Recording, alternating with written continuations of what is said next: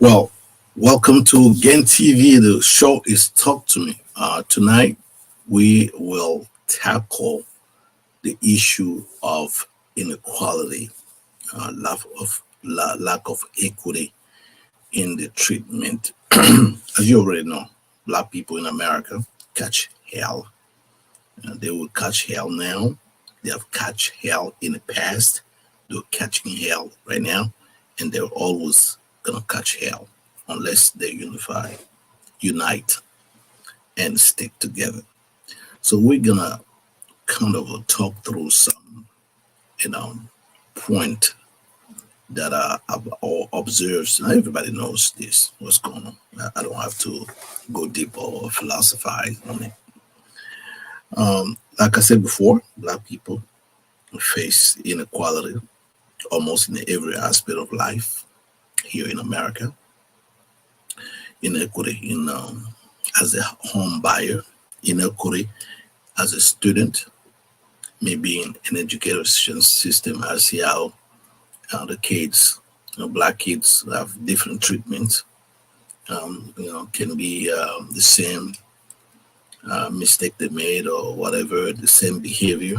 But when it comes to the punishment, we observe that it's always heavy punishment when it comes to black student.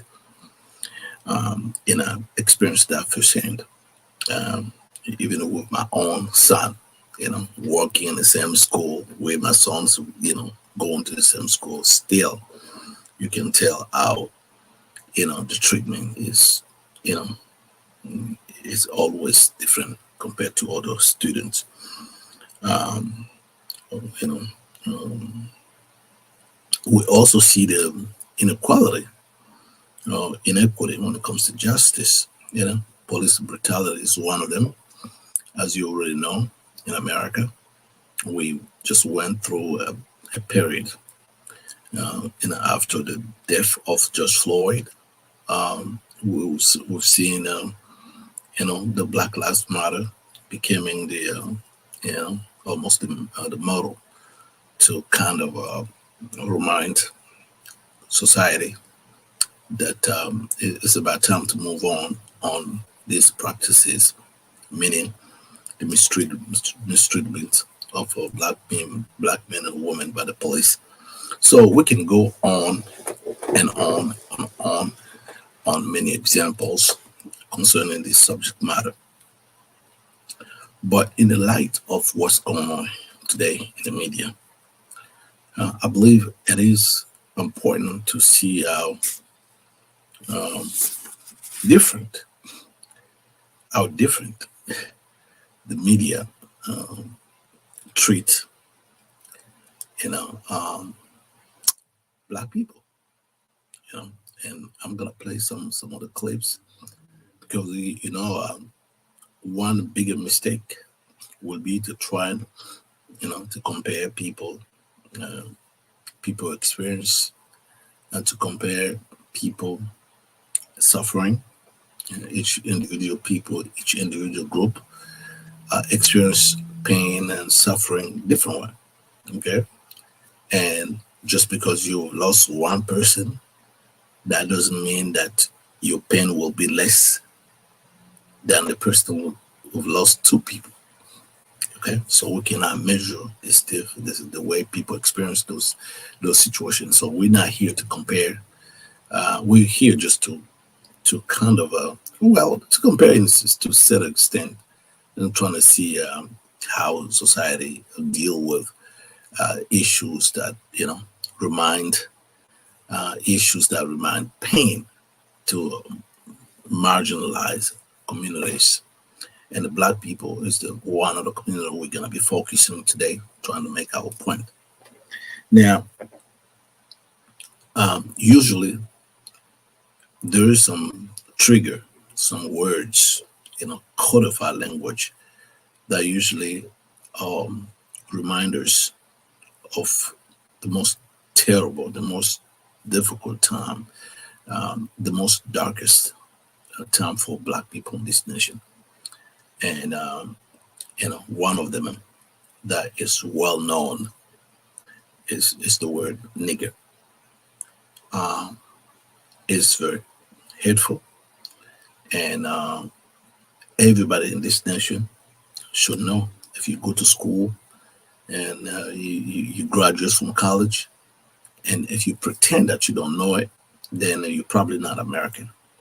And if school are not teaching it, I mean, America itself don't care about African people and their descent in this country.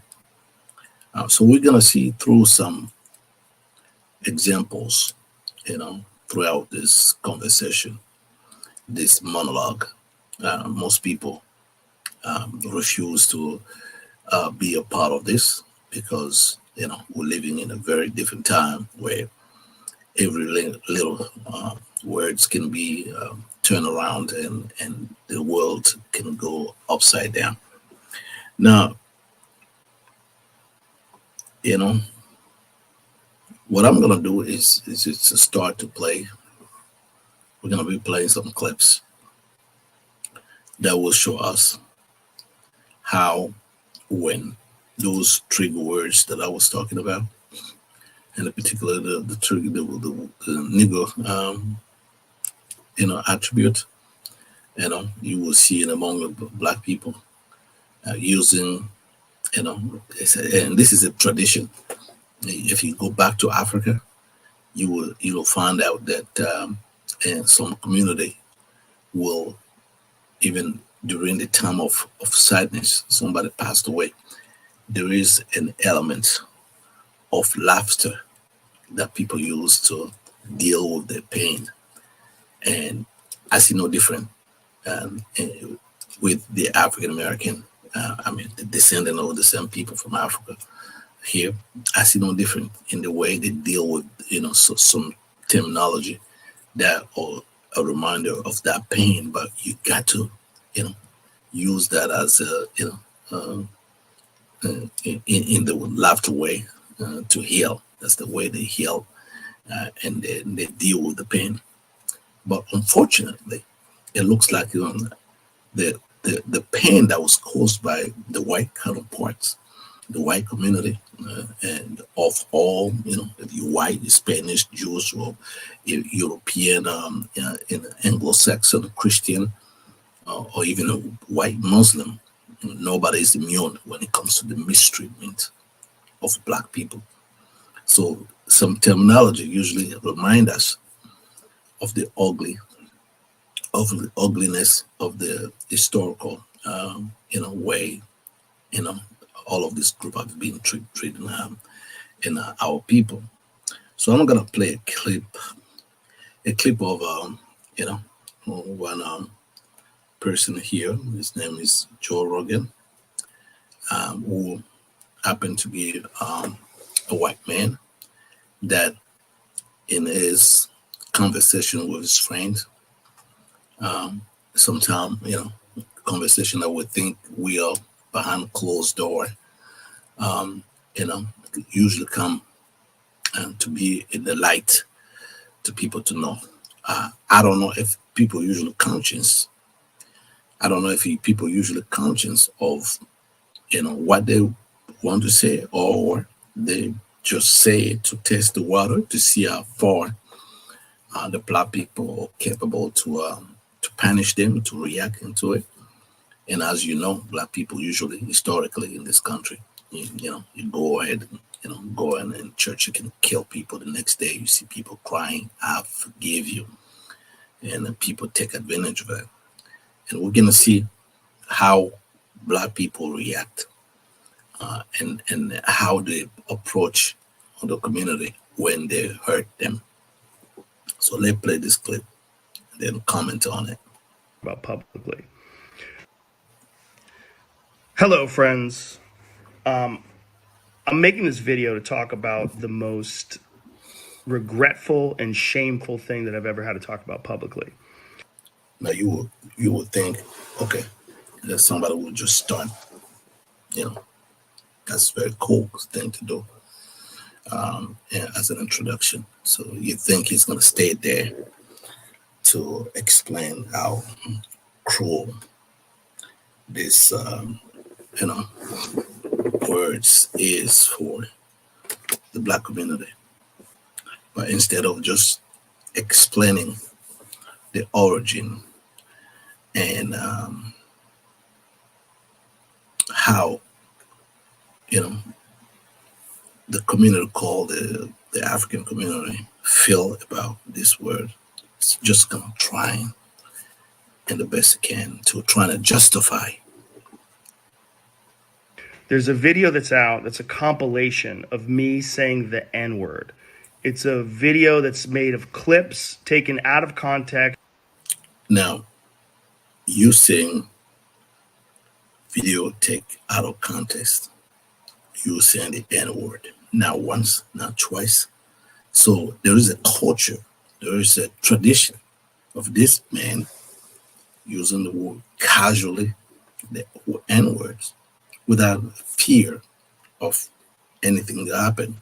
If you've been using that for years, and to the point where somebody have the capacity to put this into a compilation, that means you don't care. You don't care, and the punchline will be that you have some black friends, usually maybe workers, people that work for you, and because they work for you, then therefore you cannot be racist because you have some black friends. Of me of 12 years of conversations on my podcast. 12 years of conversation. So God knows that some of this stuff will catch on camera, but the majority that you said the behind the closed door, only you and God, Jesus, and maybe Satan know. And it's all smushed together, and it looks fucking horrible, even to me. Now, you're trying to deal with a community that you have hurting. So instead of just try your best to be proper, you're using profanity. You're talking to us, but you're gonna use F words to explain the N words. It shows the degree, the level of disrespect. I know that to most people, there's no context where a white person is ever allowed to say that word, never mind publicly on a podcast. To most people, not all people, to most people, the N word is not acceptable for white folks. But Mr. Joe is not gonna explain. It's not gonna explain why is that white folks cannot say the word, cannot use the N word. You're just gonna act as if there's some injustice toward white folks. Some people taking their right to express themselves in that way. That cool thing to say. Why is that only white, only black people say it? Some people think it's not okay for white folks to say that. And this is somebody who's, probably in his 50s, past 40s. So he's not a child. What is going on in this country. This history of this country. So he's gonna say some people, instead of taking responsibility and say, you know what, I know my experience. I've been in this country since I was born. I've watched the civil rights movement. I watched, only in the 60s, how black people have been, mistreated in this country. How some group as the Ku Klux Klan still use that word, to offend, black people. But instead, some people still think white folks don't have access to that word. And I agree with that now. I haven't said it. So he agreed with that now. Just now. But before, he didn't agree with that because that's one of the reasons why he was not able to stop saying it. He have a compilation, but on top of compilation, he throughout all these years, it's been one of his favorite word. So but now, since he get caught, now he agree. It's not good to say it in public. years, but for a long time, when I would bring that word up, like if it would come up in conversation, instead of saying the N word, I would just say the word. I thought as long as it was in context. And one thing that I don't understand is the obsession. I'm just appalled with the obsession, you know, uh, for white folks have with that term. They have to say it or find a way to talk about it. But when it comes to now, okay, since you're obsessed about it, why don't you work hard to teach the history, real history, about how these words come upon the history of the people that in the past called slaves, so you understand what it means to be a slave and why it's so harsh, horrific, and very, very insulted for somebody, your community, to still use that word as casual as you think it is. Context, people would understand what I was doing. I was also talking about how there's not another word like it in the entire English language because it's a word where only one group of people is allowed to use it, and they can use it in so many different ways. Uh, and this is the part I could possibly forgive this guy from the start up to now when he talk about it's the words that only African American can use. It's acting as an innocent person, somebody who just came from Norway, where Trump favorite people should come as an immigrant, or maybe it's from England. He is talking about this word as if this guy don't know the history of this country. He pretend not to know because he does not have to know. As a privileged white man, you don't have to know, you know, because even in a situation of infraction, you can always forgive. Like if a white person says that word, it's racist and toxic, but a black person can use. But if a person say that it's racist and toxic, so instead of just continue, but why can we say that too? Why is only white folks, black folks say it? Well, why is it that only white folks are privileged in this country? Why can we all be privileged? You know, why black people were the only people turned into slavery for over close to 400 years, and why only white folk, black people go through discrimination and police brutality? That should be the question that you should be asking. Now, why white folks don't have the privilege to use the N word? That's so. Use it, and it could be a punchline, it could be a term of endearment, it could be lyrics to a rap song, it could I don't understand what you're trying to say. be a positive affirmation. It's a very unusual word, but it's. And what do you mean by very unusual? Well, just the word came from nowhere. Nobody knows where it came from. And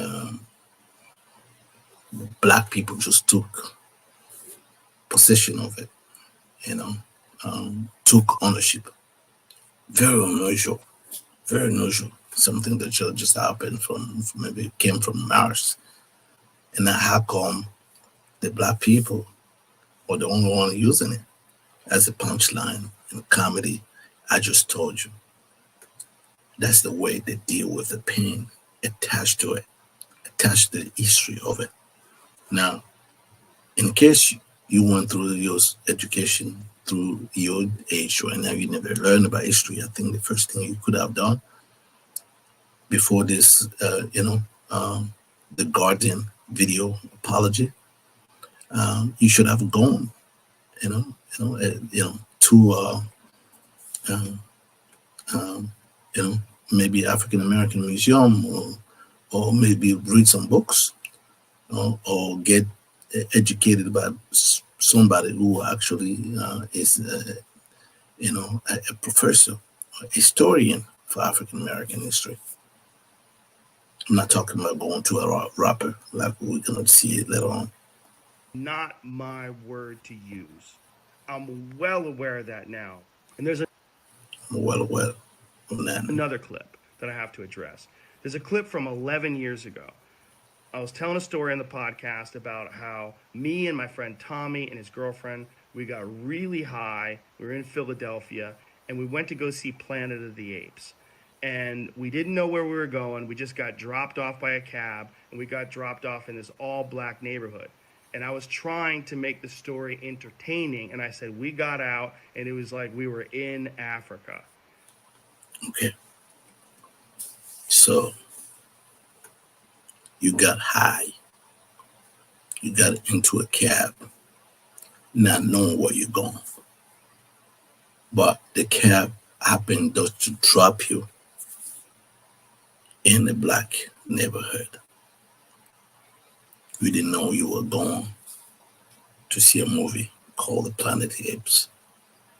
So turns out you just landing in the real planet Earth, planet Apes, whatever, planet Earth, Apes. Now, I just don't know if you guys sometimes listen to yourself, your own words. You just are calling in a so-called apologetic video, you're calling black people, African people, apes, which is a racist terms that your people have been using for years to hurt the feelings of black people. Call them apes. And I will show you, if you're not familiar, I will show you that even in 2020, or even in the recent past, your people in the media still use that, apes kind of stuff to portray black people. So I don't believe that you're not aware. You're fully aware when you were making that stuff. And the reason why you have the audacity to make that kind of stuff, because you belong to the dominant community, and nothing will happen to you. That's the only one. That's the only way. That's the only reason why you're doing it. Nothing else. It's like we were in Planet of the Apes. Of course you were. You were, because you were in a cab and high. And then you went over there, you're landing in a place, in a Planet Apes place where the apes are African American. But again, that experience passed. You talk about it with your friends, you guys laugh, it was very funny. But time later, you still want to find a way. You still have the audacity to bring that story into the public square to let the African American know about your joke. It was so funny when you told that story with your friend in the first place. But that was not enough. You had to bring it to us, can hurt us a little bit, and then turn around and then apologize. Why not? There's no consequences. So why not go there? I did not, nor would I ever say that black people are apes, but it Are you serious? Are you serious? You do not say. But how do I know? Because you said that you were high, you were in a cab, trying to go to a movie to watch Planet Apes. You end up in African American neighborhood or the ghetto. So you found out that you were actually in Planet Apes. So when you now contradict yourself by saying you don't know, it's an insult to our intelligence. We're not that smart to understand what are you doing. We're not that smart to know that you're lying. Sure fucking sounded like that. And I immediately afterwards said, that's a racist thing to say. I deleted that whole podcast, but obviously somebody made a clip out of it and taken out of context. It looks terrible, but it looks terrible even in context. Now, It's a fucking idiot. out context or in context, sir. You know, we're not kids. We know exactly what you're doing.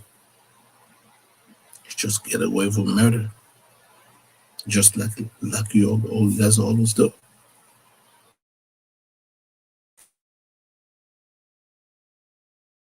Let's end with it. And that's the reason why you all they had the audacity to say it. Thing to say, and I was just trying to be entertaining. I certainly wasn't trying to be racist, and I There's a certainly lot of white folks that used to entertain other white folks, putting the black face on, painting the faces black, just to entertain other white folks. And they didn't mean no harm. They were just entertaining. Did they care about how offensive that was? No, because they was entertaining other white folks. So we understand what you were trying to do. And we're not fools. would never want to offend someone for entertainment with something as stupid as racism. My sincere and humble apologies. I wish there was more that I could say, but all of this is just me talking from the bottom of my heart. It makes me sick watching that video. Well, sure, like I said, but you would think this is just one episode that happened, right? This is something maybe happened by mistake. I don't know. It didn't happen by mistake. This happened over and over and over again. White folks that are in the media, in the public squares, that have showed that have platform. Once in a while, they feel the need to just say it because they know the consequences won't be equal to this crime. It's only the reverse side that will be overwhelming to the so-called crime. It's only the opposite. If a black person have the audacity, especially in the public space, to say something like that against the other community, we know hell will come out loose. Listen to another case of casual use of the N word.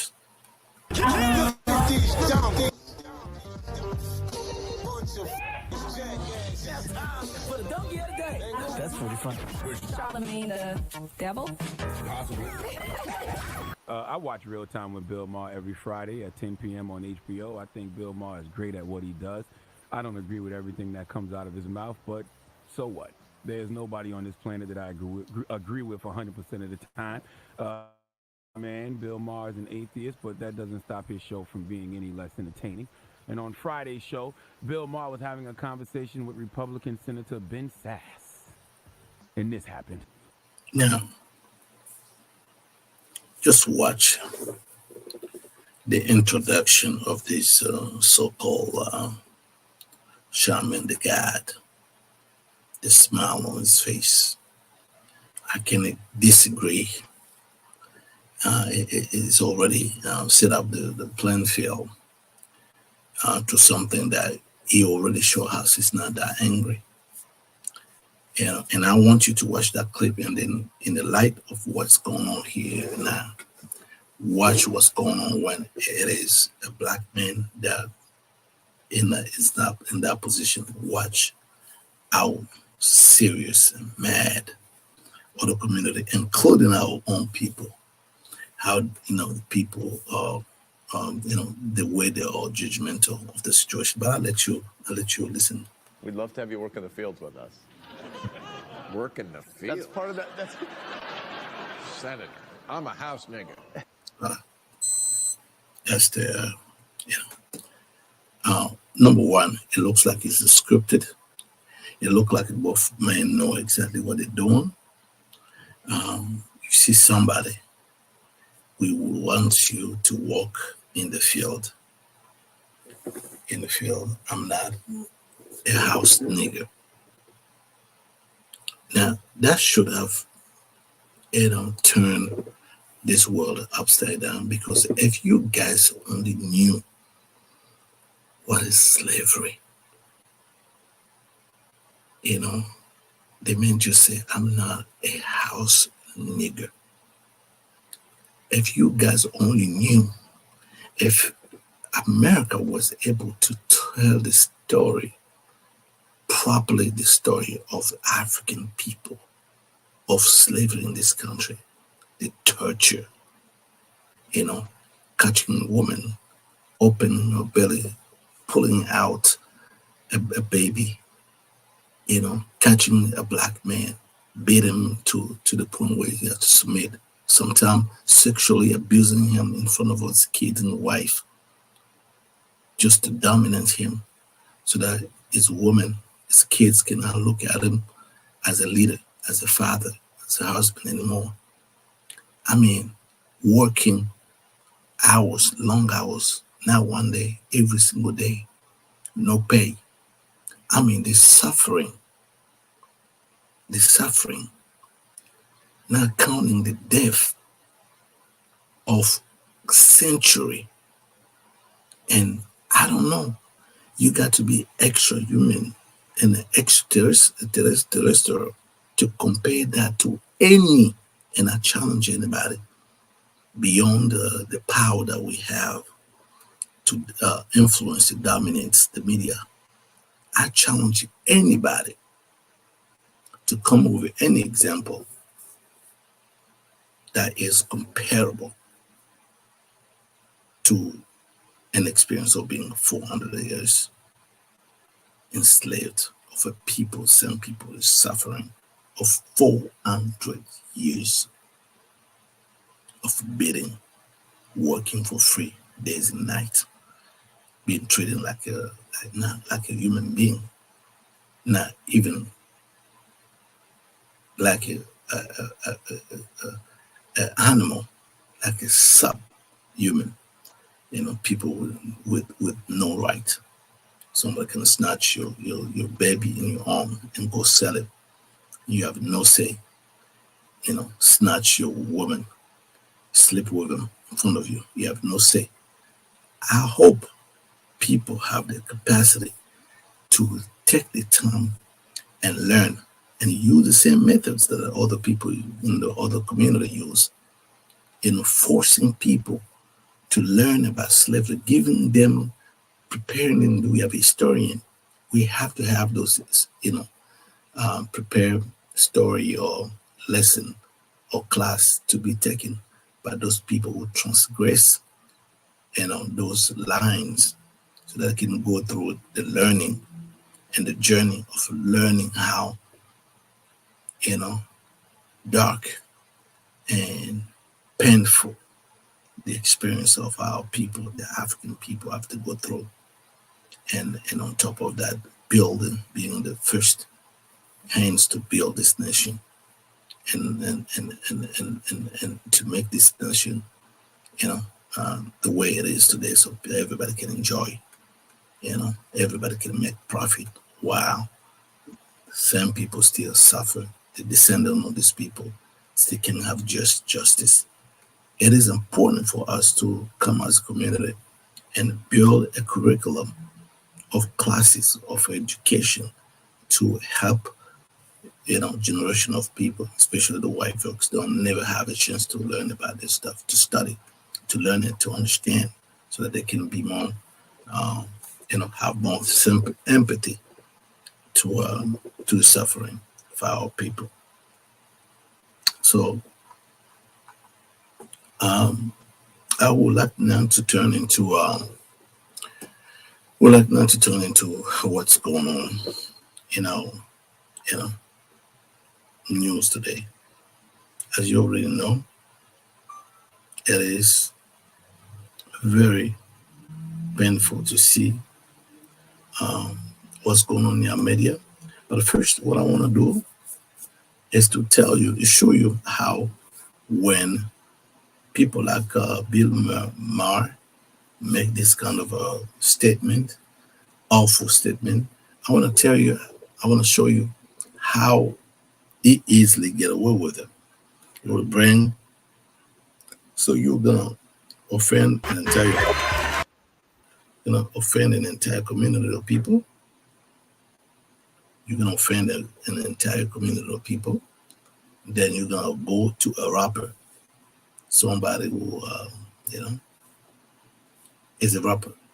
Not everybody in the African American community agree with whatever the people that or professionals rapper do. So that's the person that you choose to present your apology. But when the opposite happen, you're not gonna see a black man go to a singer to ask for an apology. You will go through some kind of training, go to trying to leave, and appreciate and the experience of others in order to for that person to first understand the experience, first understand why other communities react the way they react. But it looks like when it comes to black people, no one should, have the luxury of going through the experience, learning the true story, history behind why, these words trigger a period of pain and suffering for the black community. So let's see how casually this guy, keep his job and nothing will happen to him. He's just go about his business. All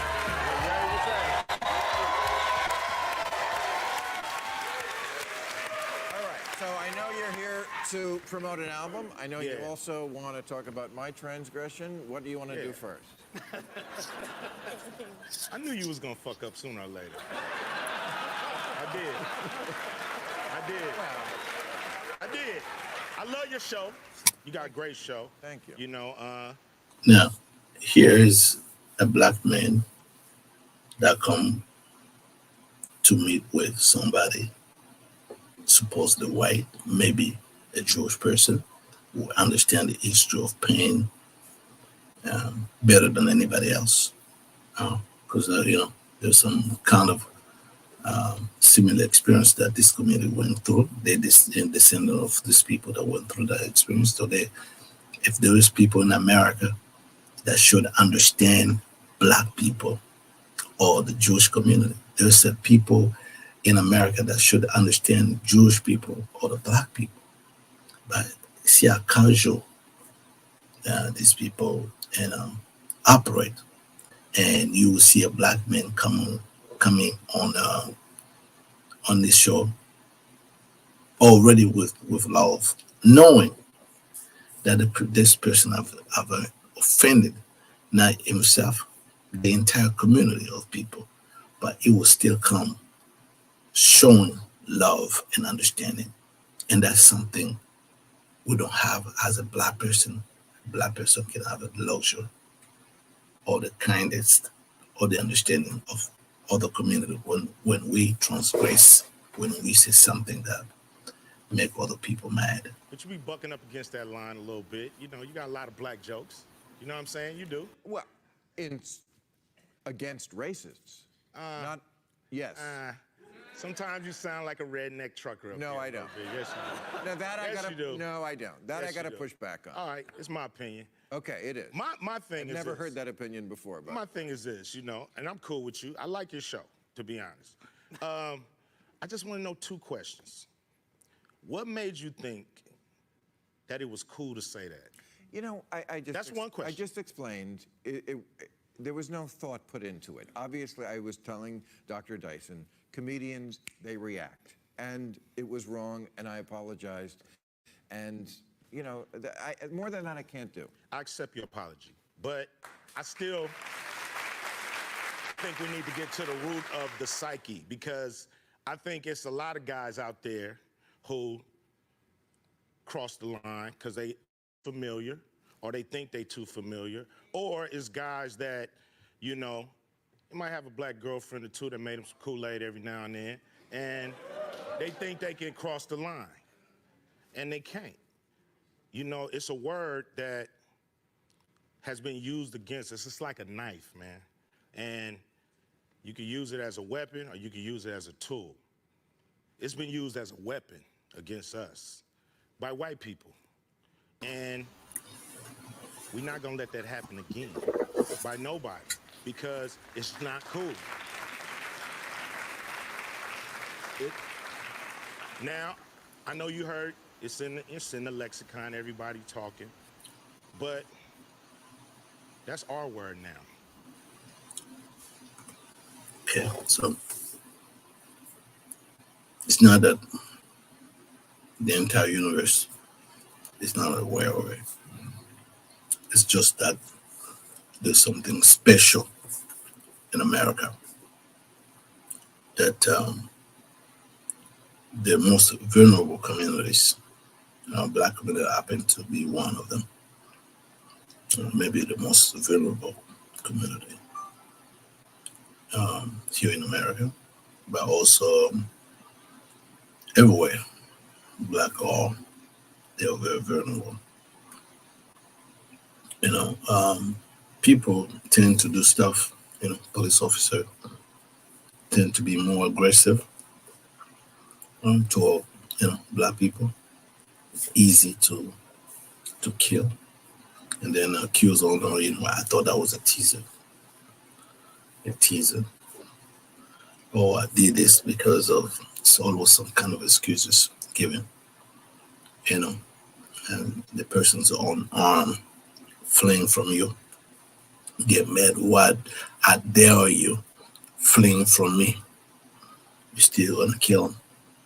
Somebody's telling you, I can breathe, you're gonna kill him. But that's even the moment that you put your heavyweight and kill, take that black lives. So nobody is ignorant.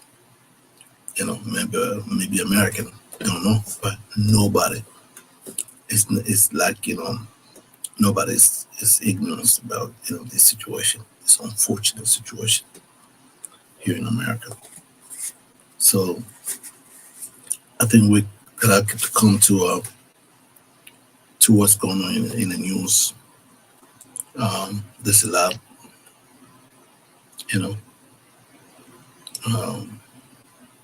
hateful words according to some media. One of the last in date is actually um,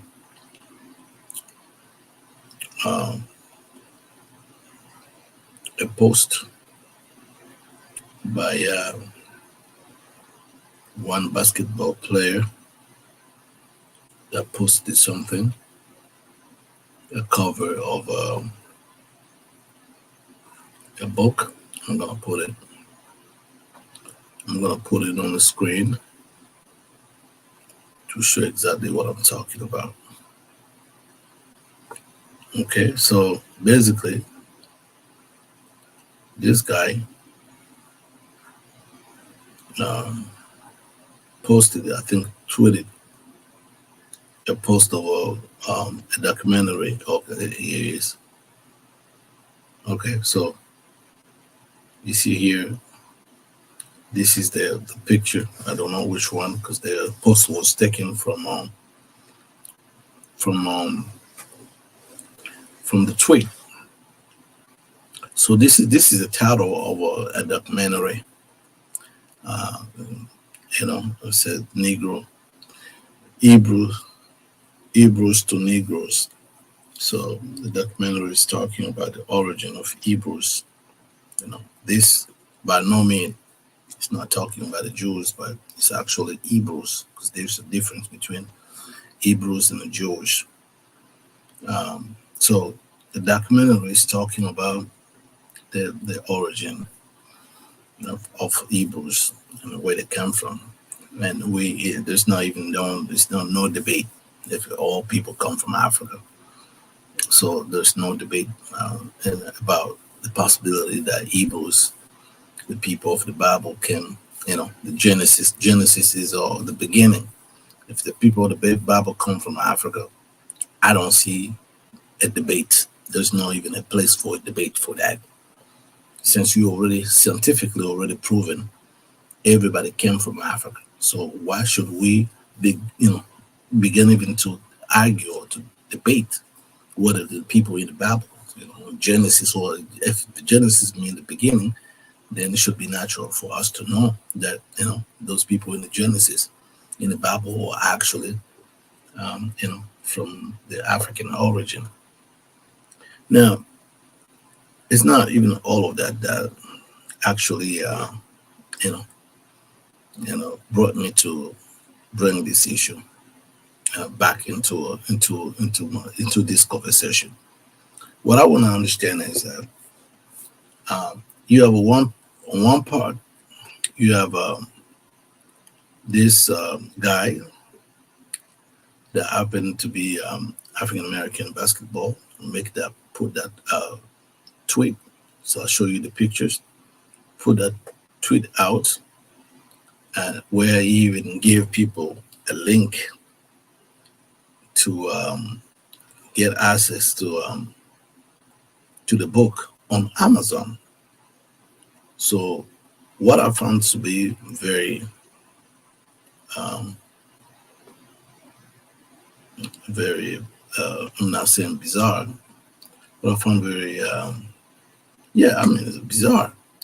Why is that you know this guy has been harshly punished to the point where he was ready to spend he actually spent um 500,000 to give to the ADL, and the last minute understood that that money was you know returned was returned to him, you know, to him. But when you go everywhere in social media, it looks like it's been a subject to a lot of scrutiny to the point where there is even people that are talking about him in a very negative way. There's a lot of people even saying stuff like, okay, you know what, he probably won't be playing on the team no more, in the New Jersey Nets no more, just because he posted something that community judged anti-Semitic. Now, whether this is true or not, this is subject to another debate.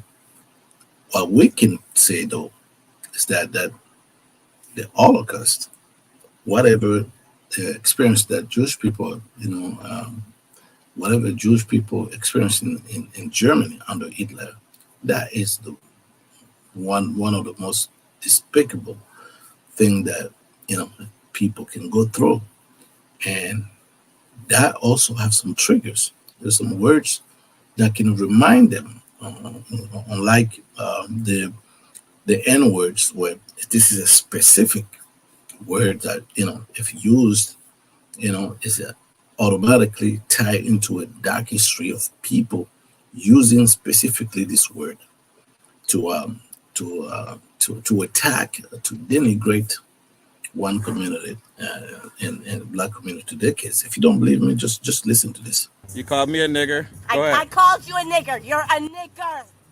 Nasty fucking nigger. Okay, now you can see the rage. When this when person of European descent, heritage, when he used that words, it's not just to inflict pain to the person that he's talking to remind you or denigrate, that thing is, because it's related to a lot of experience, that dark history that black people went through, from the trade, the Atlantic slave trade, and slavery here in America, the killing of black people throughout the Atlantic oceans, all of this. But you only, it takes only once in a while they have to remind us, that you actually, and these people that we didn't respect only maybe 6 years ago, in the 60s or before that. So let's come back to the conversation on double standards. I believe, this is my honest belief. I just believe that it's a case of double standards here. It's a case of double standard. I cannot believe. I can believe that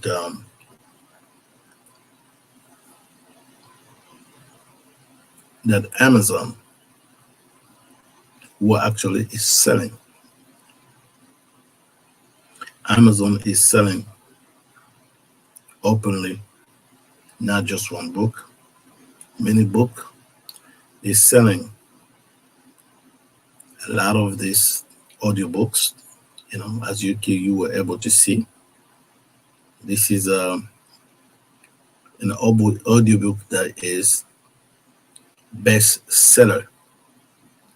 Okay, so you look here, you can see bestseller. It's an audiobook on an Audible audiobook, bestseller. But who owns Amazon?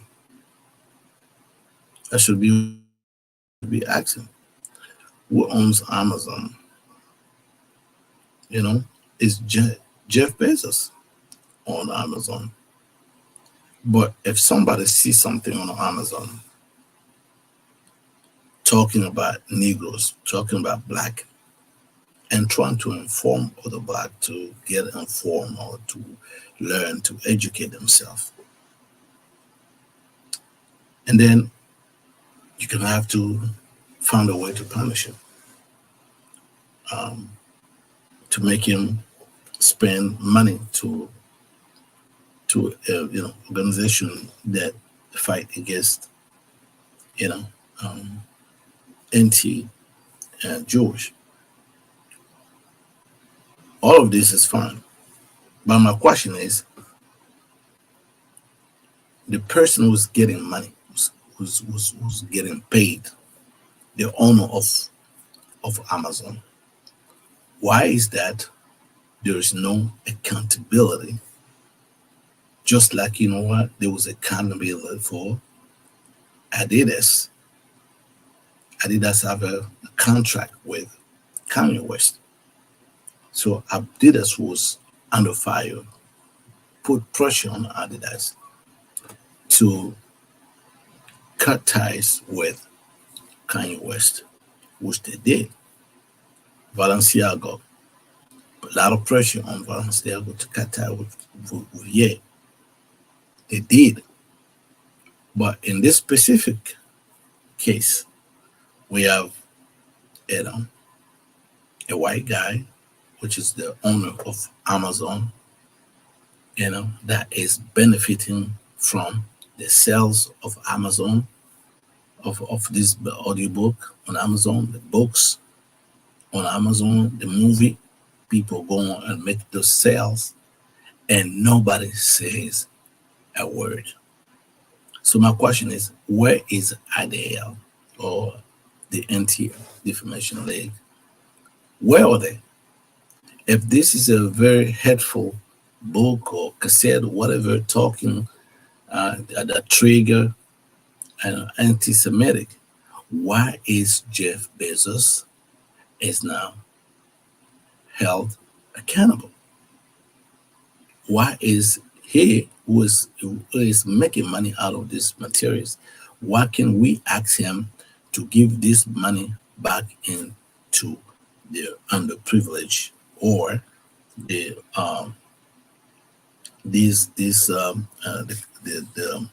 the underprivileged community to educate a lot more people? Why can we do that? That is the question I'm asking. I don't have an answer to it. If you guys have some kind of answers, please put, drop your comments, because we really have to understand that, in the end, we don't have to, it's not good, it's not cool to live in a society where for the same crime, the social justice will pick who they should punish and let some other people get away with murder. So I believe that this is an important topic, and I hope the organization that put pressure on artists or sportsmen, like the case that we're talking about, they also have to suffer. I mean, people like Jeff Bezos, but nobody mentions his name. Nobody talks about him, but we only attack the most vulnerable. So I think this, if we looking for a better society, having a society that is equal, we're gonna have to treat everybody equally. And if something that somebody do, but the punishment should also be across the board. We cannot pick and choose people that we punish to scare them and to put on them some conditions that goes above and beyond. It's not even match the level of the crime they have made. So this is something that if we want to live in a society where we have peace, we have people respect each other, I believe this kind of injustice need to stop. We have to do something for it, to ask questions. We should never feel intimidated by anything. This is America. Anybody should speak his piece with respect to others. It's very important, but we cannot, kill the public or the intellectual discourse on public square. So that was my take for today. My name is Malik Litzonzo. I hope you enjoyed the matter. It is very important for us to, really to continue this conversation, and hoping that, one of these days we can, finally enjoy justice for all, and enjoy the possibility that human beings have, especially in this country, to make everybody, give everybody a chance to pursue their happiness. So again, thank you so much for watching. Don't forget to subscribe and click on the bell to make sure that each time we have a show, you'll be able to be notified. Okay. Again, thank you so much. We'll look forward to a different conversation for another time. Take care of yourself. Bye.